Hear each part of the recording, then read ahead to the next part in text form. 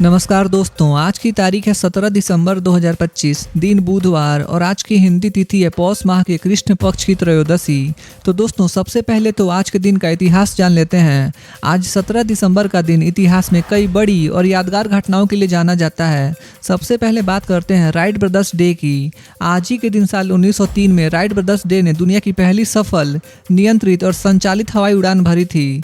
इस उड़ान ने इंसान के उड़ने के सपने को सच कर दिया और आधुनिक विमानन की नींव रखी। आज पेंशनर्स डे भी मनाया जाता है। यह दिन उन सेवानिवृत्त नागरिकों को सम्मान देने के लिए होता है जिन्होंने अपनी पूरी जिंदगी देश की सेवा में लगा दी। पेंशनभोगी हमारे समाज का अनुभव और मार्गदर्शन देने वाला मजबूत स्तंभ है।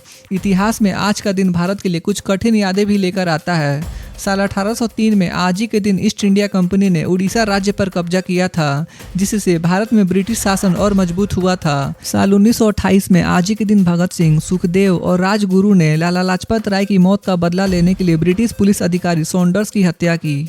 यह घटना भारतीय स्वतंत्रता संग्राम का एक साहसिक और निर्णायक मोड़ थी।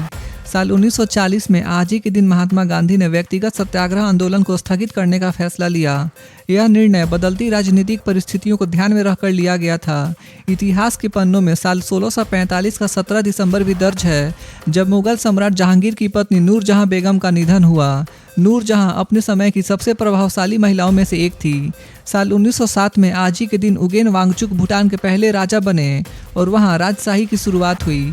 वहीं साल 1967 में आज ही के दिन ऑस्ट्रेलिया के प्रधानमंत्री हारोल्ड होल्ट समुद्र में लापता हो गए, जो आज तक का एक रहस्य बना हुआ है। तो दोस्तों, ये था आज के दिन का इतिहास। तो चलिए अब जानते हैं आज की देश भर की सबसे बड़ी खबरें।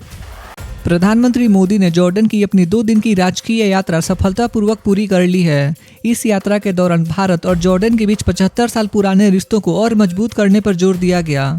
दोनों देशों के नेताओं के बीच द्विपक्षीय बैठकें हुईं, जिनमें व्यापार, निवेश और सांस्कृतिक सहयोग जैसे मुद्दों पर चर्चा की गई। खास बात यह रही कि जॉर्डन के क्राउन प्रिंस ने खुद एयरपोर्ट पर पीएम मोदी को विदाई दी।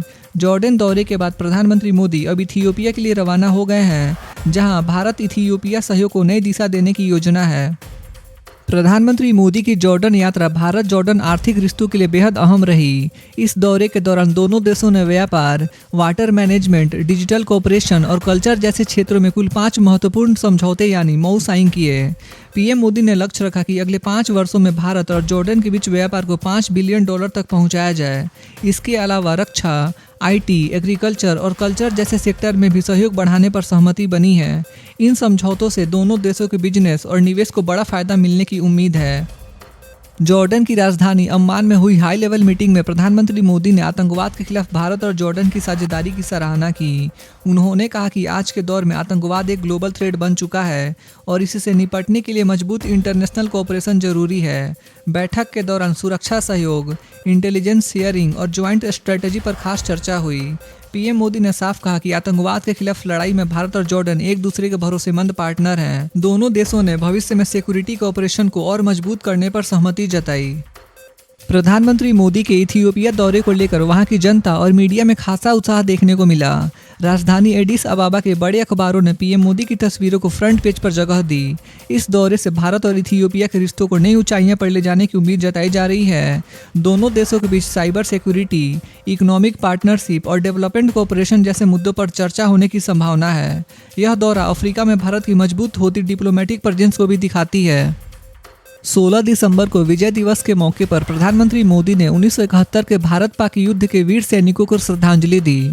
उन्होंने कहा कि हमारे सैनिकों का साहस, बलिदान और त्याग हमेशा देश के लिए प्रेरणा रहेगा। इस अवसर पर भारतीय सेना ने 1971 युद्ध से जुड़ी कुछ रेयर और अनसीन झलकियां भी साझा की।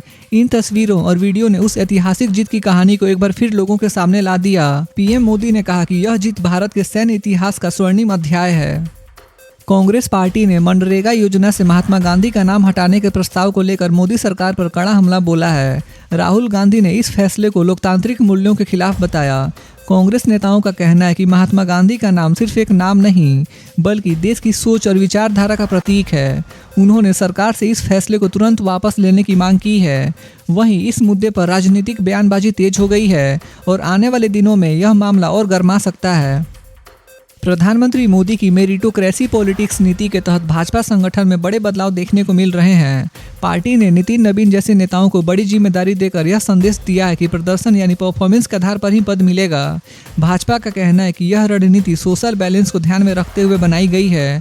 खास तौर पर ओबीसी और अन्य वर्गों को भी बराबरी का मौका देने की बात कही गई है। पार्टी का फोकस अब ग्राउंड परफॉर्मेंस और लीडरशिप क्वालिटी पर ज़्यादा है। अमेरिका के राष्ट्रपति डोनाल्ड ट्रंप ने प्रधानमंत्री मोदी की खुलकर तारीफ की है। ट्रंप ने पीएम मोदी को ग्रेट फ्रेंड बताया और कहा कि अमेरिका भारत की इंडो पैसिफिक स्ट्रेटजी का पूरा समर्थन करता है। उन्होंने यह भी कहा कि भारत और अमेरिका के बीच स्ट्रेटेजिक और ट्रेड रिलेशंस को और मजबूत किया जाएगा। दोनों देशों की दोस्ती को ग्लोबल स्टेबिलिटी के लिए अहम माना जा रहा है। इस बयान से साफ है कि भारत अमेरिका रिश्ते आने वाले समय में और मजबूत हो सकते हैं।